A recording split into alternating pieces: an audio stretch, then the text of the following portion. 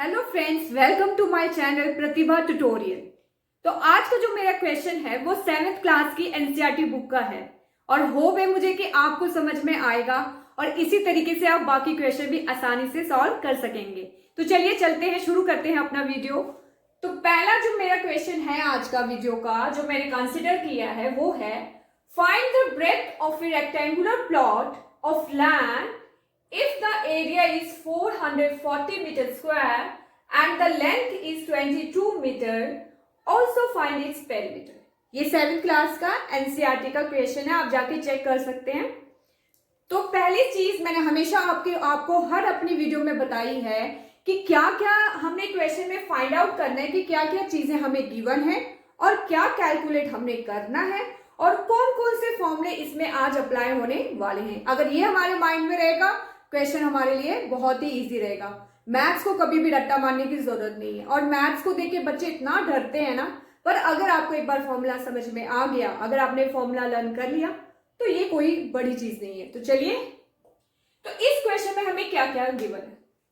सबसे पहले सोल्यूशन में आपने देखना है हमने क्या कैलकुलेट करना है, फाइंड द ब्रेथ। मतलब ब्रेथ आपको गिवन नहीं है, ब्रेथ हमने कैलकुलेट करनी है। Breadth of a rectangular plot, आपने किसकी ब्रेथ कैलकुलेट करनी है? Breadth of a rectangular plot, ठीक है, इसकी ब्रेथ आपने कैलकुलेट करनी है। गिवन क्या है? Area is 440। Area of a rectangular park plot is 440 square meter। ये चीज गिवन है। नेक्स्ट चीज गिवन है the length of a rectangular plot जो कि गिवन है 22 मीटर। देखिए, मैंने अपना टॉपिक एरिया एंड पेरिमीटर लिखा है, वो इसलिए कि हमें जो भी क्वेश्चन मिलेगा जो मैंने अपने वीडियो में कंसिडर किए हैं उसमें या तो एरिया कैलकुलेट करेंगे हम या तो पेरीमीटर कैलकुलेट करेंगे। मिक्स प्रॉब्लम्स मैंने ली है और मैंने एक एक ही क्वेश्चन लिया है क्योंकि अगर आप दूसरा क्वेश्चन लेते हो फिर बहुत ही लंबा आपका वीडियो चली जाती है, बच्चे भी बोर हो जाते हैं। तो एक एक करके मैंने लिया है। आप मेरी सारी वीडियो देखिए, आपको बड़ी आसानी से समझ में आ जाएगा कि वर्ड्स प्रॉब्लम कैसे सॉल्व करनी है। तो ये चीज हमें गिवन है, ब्रेथ आपने कैलकुलेट करनी है। माइंड में क्या स्ट्राइक करना चाहिए? सबसे पहले कि पार्क प्लॉट जो है वो कैसा है? वो रेक्टेंगुलर है। वो कैसा है? रेक्टेंगुलर।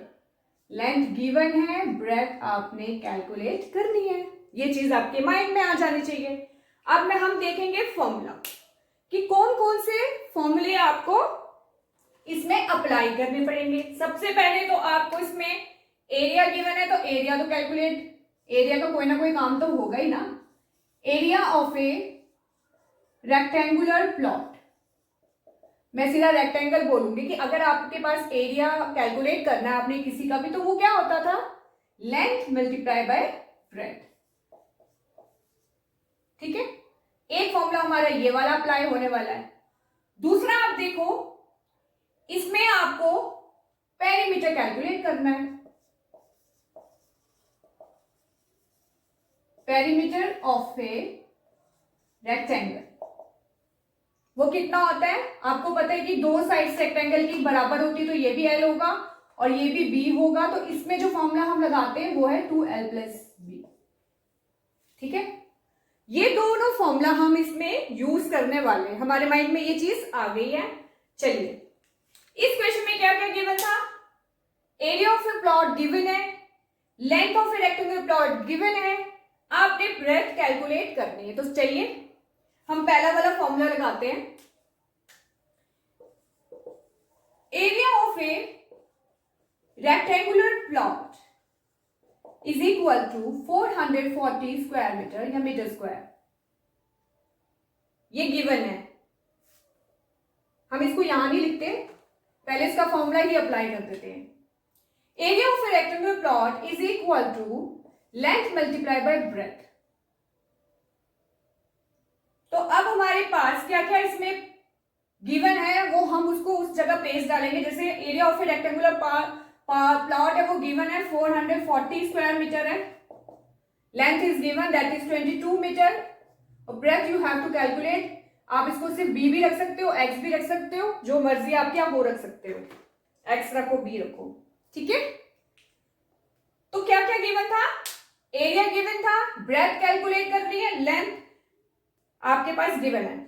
एक फॉर्मूला इसमें और पुट होगा, मैंने पहले भी आपको बताया कि लेंथ अगर कैलकुलेट करनी होगी तो एरिया बाय ब्रेथ, अगर इसी क्वेश्चन में आपको ब्रेथ कैलकुलेट करनी होती तो एरिया बाय लेंथ हो जाता।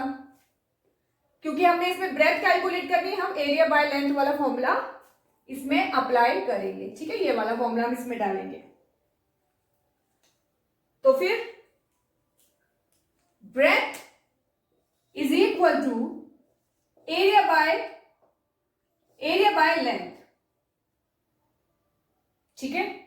एरिया बाय लेंथ हमारी ब्रेथ हमें दे देगी, तो एरिया कितना है 440 स्क्वायर मीटर और लेंथ इज 22 मीटर।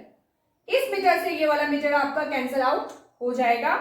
बाकी चीज को या तो आप सिंपली डिवाइड कीजिए या फिर आप इसको रिड्यूस कीजिए। हम पहले रिड्यूस कर लेते हैं इसको।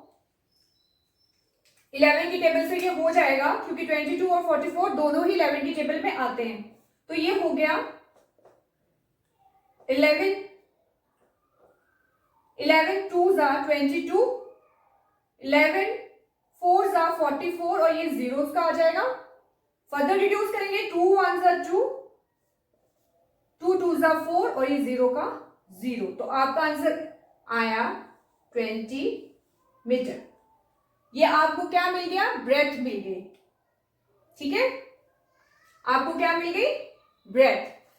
दूसरी चीज में इसमें आपने कैलकुलेट करना है पेरीमीटर ऑफ ए रेक्टेंगल। अब हम वो कैलकुलेट करेंगे।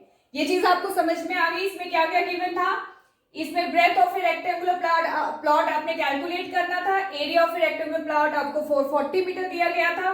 Length of a rectangular plot 22 दिया गया था। Area of rectangular plot length multiply breadth हो गया आपका। तो एरिया की जगह हमने डाल दिया 440, दूसरी साइड हमें 22 बाय मीटर जो कि गिवन थी लेंथ, और ब्रेथ हमने इसके साथ मल्टीप्लाई कर दी। ये वाला फॉर्मूला हमने यहां से ले लिया। Breadth is equal to area by length equal to, इसको आपने क्या करना है, कैंसिल आउट करके आपका आंसर आया 20 मीटर। तो ये पहला क्वेश्चन हमारा हो गया। अब हम इसमें दूसरी चीज कैलकुलेट करेंगे, that is perimeter of a rectangular plot. So perimeter of a rectangular plot is equal to 2 length plus breadth. Length हम कैलकुलेट कर चुके हैं जो हमारा 20 मीटर आया है, ये हमारा कैलकुलेट हो गया